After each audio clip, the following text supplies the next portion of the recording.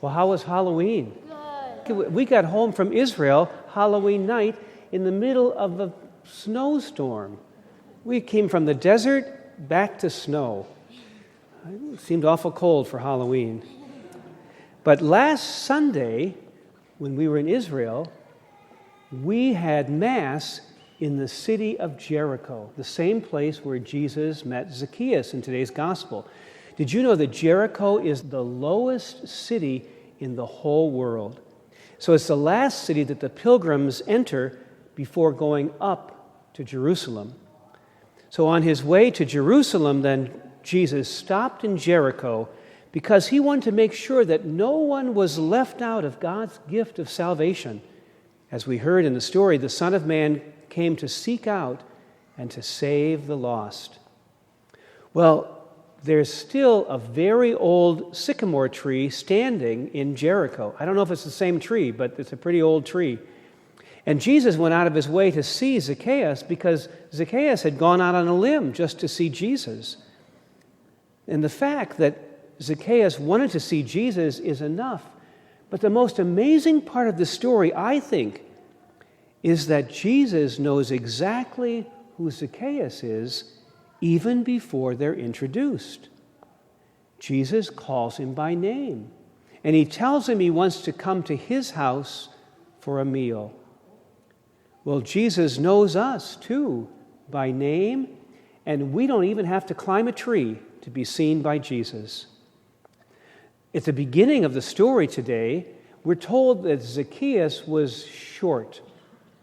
But meeting Jesus, it seems, made Zacchaeus walk tall. Meeting Jesus, it turns out, made all the difference. Well, here's a story by Max Lucado called You Are Special. The Wemmicks were small wooden people. Each of the wooden people was carved by a woodmaker named Eli. His workshop sat on a hill overlooking their village. Every Wemmick was different. Some had big noses, others had large eyes. Some were tall, some were short. Some wore hats, others wore coats. But all were made by the same carver, and all lived in the village. And all day, every day, the Wemmicks did the same thing. They gave each other stickers. Each Wemmick had a box of gold star stickers and a box of gray dot stickers. Up and down the streets all over the city, people could be seen sticking stars or dots on one another. The pretty ones, those with smooth wood and fine paint, always got stars. But if the wood was rough or the paint chipped, the Wemmicks gave dots. The talented ones got stars too. Some could lift big sticks high above their heads or jump over tall boxes. Still others knew big words or could sing very pretty songs. Everyone gave them stars. Some Wemmicks had stars all over them. And every time they got a star, it made them feel so good that they did something else and they got another star. Others, though, could do little. They got dots. Punchinello was one of these. He tried to jump high like the others, but he always fell. And when he fell, the others would gather around and give him dots. Sometimes when he fell, it would scar his wood, so the people would give him more dots. He would try to explain why he fell and then say something silly, and the Wemmicks would give him more dots. After a while, he had so many dots, he didn't want to go outside. He was afraid he would do something dumb, like forget his hat or step in the water, and then people would give him another dot. In fact, he had so many gray dots that some people would come up and give him one without any reason. He deserves lots of dots, the wooden people would agree. He's not a good wooden person. After a while, Punchinello believed them.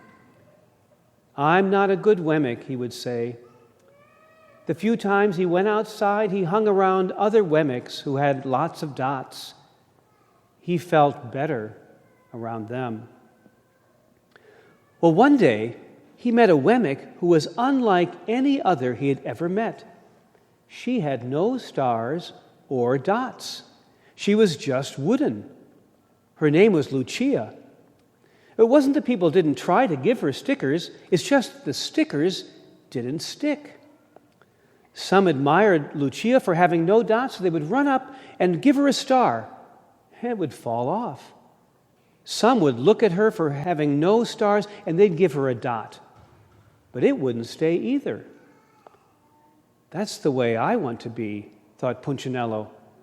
I don't want anyone's marks. So he asked the stickerless Wemmick how she did it. It's easy, Lucia replied. Every day I go see Eli. Eli? Yes, Eli, the woodcarver. I sit in the workshop with him. Why? Why don't you go find out for yourself? Go up the hill. He's there. And with that, the Wemmick with no marks turned and skipped away. But he won't want to see me, Punchinello cried out. Lucia didn't hear. So Punchinello went home. He sat near a window and watched the wooden people as they scurried around, giving each other stars and dots. It's not right, he muttered to himself, and he resolved to go see Eli. He walked up the narrow path to the top of the hill, and he stepped into the big shop. His wooden eyes widened at the size of everything. The stool was as tall as he was. He had to stretch up on his tiptoes to see the top of the workbench. A hammer was as long as his arm. Punchinello swallowed hard. I'm not staying here, and he turned to leave, and then he heard his name. Punchinello. The voice was deep and strong. Punchinello stopped. Punchinello, how good to see you. Come, let me have a look at you. Punchinello turned slowly and he looked at the large, bearded craftsman. You know my name? The little Wemmick asked. Of course I do. I made you. Eli stooped down and picked him up and set him on the bench.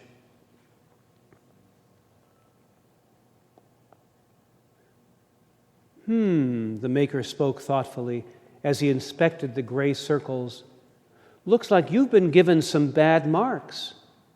I didn't mean to, Eli. I really tried hard. Oh, you don't have to defend yourself to me, child. I don't care what the other Wemmicks think. You don't? No. And you shouldn't either. Who are they to give stars or dots? They're Wemmicks, just like you. What they think doesn't matter, Punchinello. All that matters is what I think, and I think you are pretty special. Punchinello laughed. Me? Special? Why? I can't walk fast. I can't jump. My paint is peeling. Why do I matter to you? Eli looked at Punchinello. He put his hands on those small wooden shoulders, and he spoke very slowly. Because you're mine. That's why you matter to me. Punchinello had never had anyone look at him like this, much less his maker. He didn't know what to say. Every day I've been hoping you'd come, Eli explained. I came because I met someone who had no marks. I know. She told me about you. Why don't the stickers stay on her? Because she has decided that what I think is more important than what they think. The stickers only stick if you let them. What? The stickers only stick if they matter to you.